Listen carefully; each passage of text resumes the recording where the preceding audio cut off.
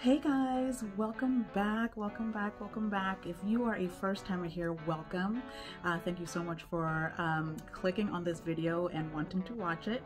If you have been here before, thank you so much for coming back because, you know, I can't guarantee that everybody's going to come back. So thank you so much. If you're sitting here watching this video right now, my name is Nana. I am a nurse / nurse practitioner. So I talk about nursing sometimes in my videos, but most of the time these days, I talk about my locks. So I have Sisterlocks, and but a lot of the Sisterlock content is completely like transferable and relatable to Microlocks. So really it's Sisterlocks and Microlocks. It's the same thing pretty much, with some differences. And I actually, if you want to know the difference between Sisterlocks and Microlocks and traditional locks, I actually have a video where I explain that, and I will put a link at the end of this video, and also I can also put it in the description box. So here on my channel, I talk about locks, like I said, and if you are thinking about getting locks, if you have locks, or if you know somebody that has locks that needs more information, please like, comment, share, and hit that subscribe button. Can't talk. Hit the subscribe button so that you don't miss any content. Also remember to hit the notification bell so that whenever I put anything out, you get a little ding that tells you that I've released a video. I try to release a video once a week. And so today I'm going to be talking about the interlocking process, and I'm going to go into a little bit about the different kinds, 2-point, 3-point, 4-point rotation, which is all part of the interlocking process. So stay tuned. So interlocking. Interlocking is basically like a method used to maintain locks. So a lot of the times for Sisterlocks and Microlocks, it'll be used to start the locks, but most of the time I probably would say that that's the method that is used to maintain the locks for Sisterlocks and Microlocks. Traditional locks a lot of the time is more palm rolling, even though some locticians use interlocking to maintain traditional locks, but most of the time interlocking is usually used to maintain Sisterlocks and Microlocks. Now, interlocking is also one of the ways that locks are started. So again, it can be for Microlocks, but for Sisterlocks, 100% of the time, if you're getting Sisterlocks, you know, the branded one, if you're getting Sisterlocks, it will be started with interlocking. Microlocks can be started with double-stranded twists or braids or interlocking, but Sisterlocks 100% of the time should be started with interlocking. So it is a method of putting, you know, the hair strands in a position for it to be able to lock, and it's a way of getting the strands together, so to speak. And I actually thought it was interesting because I didn't know what it was before I got locks, but when I was watching my loctician install my locks, it's actually done when it's being used to start the locks. It's actually done from the tip to the root, and it's like, you know, I don't know how to do it, but it's very, very cool to watch. It's literally like they're weaving, and it goes from the tip and then it gets to the root. And then a lot of the times they use their fingers from the tip, and then once you get to the root and it gets a little tighter, then they use a tool to kind of get the rest of it done. So that's when it's used to start. Now, when it's used to maintain, it's basically a way of passing your locks through the roots in a very specific pattern in order to incorporate all the new growth that you've accumulated since the last time that you had it done. So they pass through the roots, and I'm going to talk about how they pass through the root systemically and, like, you know, very precisely at a very specific pattern in order to create more of the interlock, to create more of the lock, to incorporate your new growth into the lock that is already existing. So you hear the term retightening, and so that's what is usually being done when you go for your retightening. When you get locks, is they retighten the new growth by passing the lock through the root. Now, I've noticed, or I have seen several different types of tools that locticians use, and every loctician is different. My loctician uses that tool right there, but at least according to my research, I feel like if I ever got to the point where I was self-maintaining, which, God help me, I wish that it never comes to that, because I have like 400 locks. I ain't about to do that. I would probably use that tool, because that seems to be the one where it's just easier. You just slip your lock through and you just pass it through the root in that pattern that I'm going to be talking about. So different kinds of tools, different kinds of people, you know, everybody uses what they're most comfortable with. Now, like I was saying before, there are three main ways or three main patterns where people that do locks, locticians, or if you self-maintain, you know, people that are, you know, are able to do it, there are three main methods that they use, and they are the 2-point, the 3-point, and the 4-point rotation. Now, we're going to start with the 2-point. The 2-point rotation is getting the lock through the roots in, and I'm gonna put my clock right here, because that's a good way to kind of visualize. And some people also use kind of directional coordinates, like north, south, east, and west. I like the clock, you know, because it's everybody knows clocks, right? So if you're looking at the clock, the 2-point rotation goes in a 3 o'clock and a 6 o'clock. So 3 o'clock meaning going like that.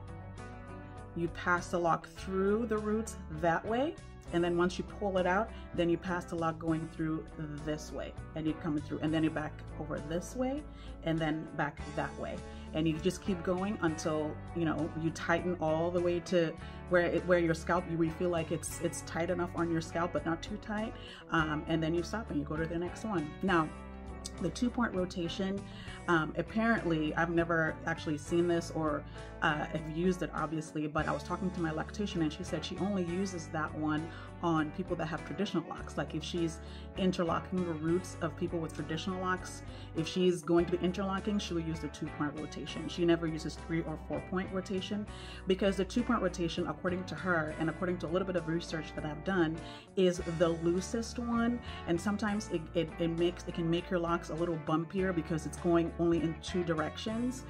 So it makes it a little bumpier, and so the traditional locks will be a little bit more conducive. It's not really ideal for smaller size locks, because it can get your locks to be a little bit bumpier.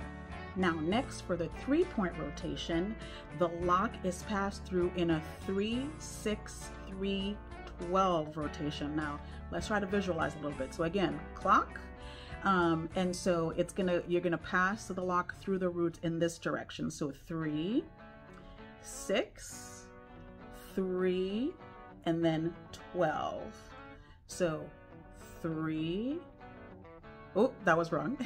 3, I'm confusing myself. 6, 3, and then 12. And you keep doing that until you feel like your lock is tight enough on your roots, and then you stop. Now, the 3-point rotation is obviously tighter than the 2-point rotation, but it's fluffier than the 4-point rotation. The 4-point rotation, and I'm going to talk about it, is probably the tightest one, and that's what my loctician uses on my head, is the 3-point. Now, she said when we started my locks, we started with the 4-point, because the 4-point is the tightest one, and it's especially also good for people that are more prone to slippage, with us with a little bit of a looser curl. The 4-point is good to start with, but the 3-point is good because it's fluffier than the 4-point rotation. And so it's good for after your locks have locked. It's good to kind of give it the most volume that your hair is going to get. I mean, obviously for me, it's not a lot because I have low density locks, but I was actually going to tell her if she was doing the 4-point to switch it to 3-point, but she was way ahead of me. She got me covered already. Now, this rotation is definitely better for the ladies that have a little bit of a looser curl, like the 3B, 3C kind of curl pattern, because it's fluffier. And again, I think in the beginning it's good to use the 4-point rotation just so to keep everything from slipping, but then once everything locks, you can use a 3-point rotation, a little bit fluffier, a little bit more volume. For those of us who need volume, this probably is the one to use.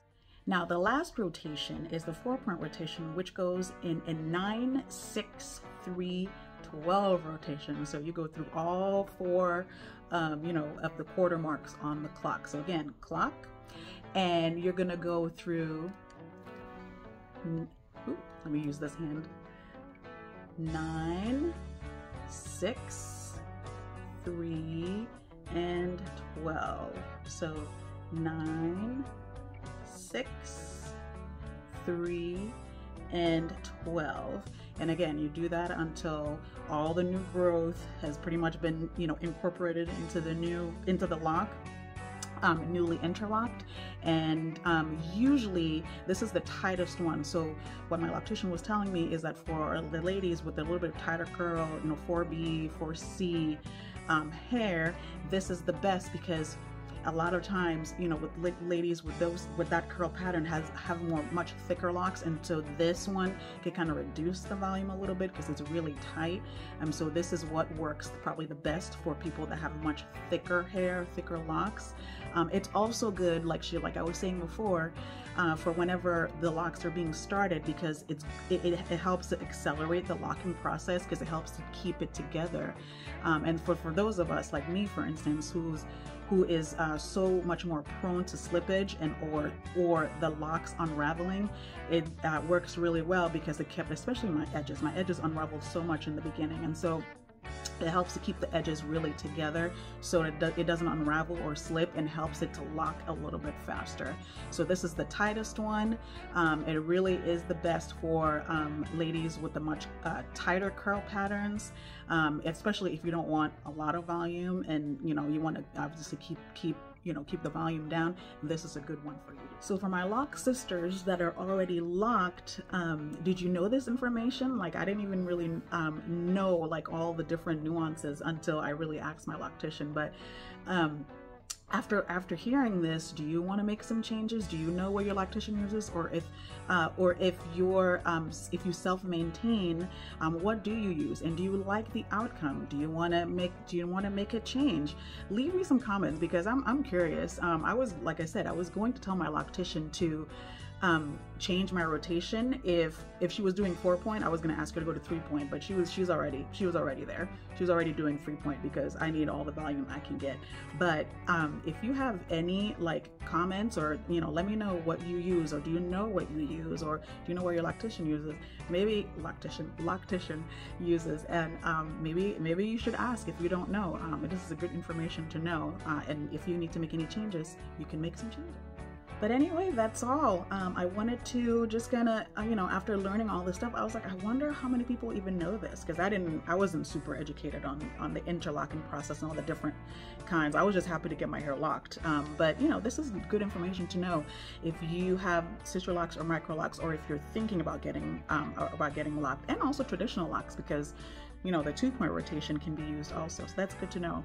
But anyway, thank you so much for coming and watching and hanging out until now. Again, don't forget to comment, hit the like button, subscribe if you like this content. I have so much more coming, and I try to put something out every week. But thank you for watching, and I'll see you in the next one. Bye.